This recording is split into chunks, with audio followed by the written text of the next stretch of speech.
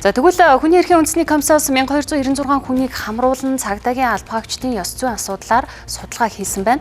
Судалгаагаар дунд шатны албан тушаалтнууд мөрдөн шалгах болон түүнтэй холбоотой үйл ажиллагаа явуулахдаа ёс зүйн болоод харилцаа хандлагын зөрчил илүү их гаргаж байгааг тогтоожээ.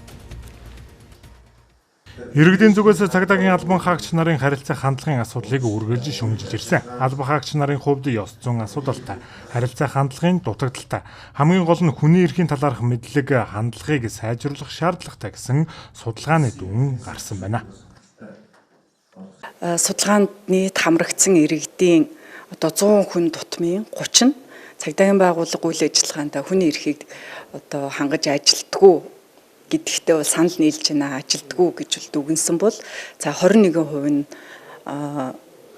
хүний эрхийг дээдлж ажилдаг гэж дүгнсэн байгаа. 2000 орчим хүнийг хамруулсан судалгааны дүнгээр аваад үзэхэд бол бас хэд хэдэн анхаарал татсан асуудлууд байна гэж үзсэн. Тэгэхээр хамгийн анхаарал татаад байгаа асуудал бол нэгдүгээр харилцаа хандлагын тухай асуудлыг иргэд бол маш их шүүмжилдэг юм байна. Өөрөөр хэлбэл цагдаагийн албаны ёс зүйн хэмжээгээр баримталж ажиллахгүй байна. Иргэдтэй хуулийн дагуу харьцаж ажиллахгүй байна. Мөн тодорхой гомдол мэдээллийг хуулийн хугацаанд шалгаж шийдвэрлэх ажиллагаа бас хангалтгүй байна гэдг юм уу те. Ийм асуудлыг бол илүү их хөндөж тавьж байна.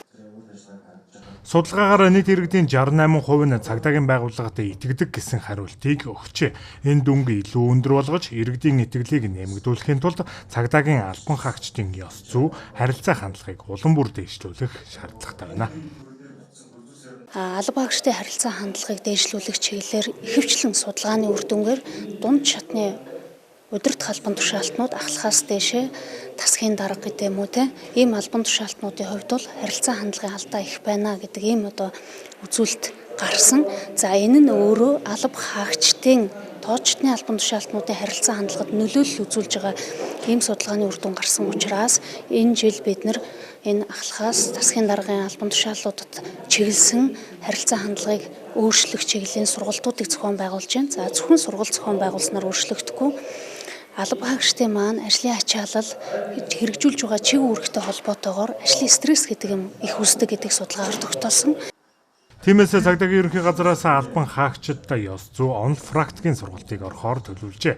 Мөн эдгээр албан хаагчдыг ажлын байран дээр ирэхээс нь өмнө буюу их сургуулийн сонсогч байхаас нь ёс зүй, харилцаа хандлага, хүний эрхийн мэдрэмжтэй холбоотой хандлагад түлхүү анхаарал хандуулахаар байна.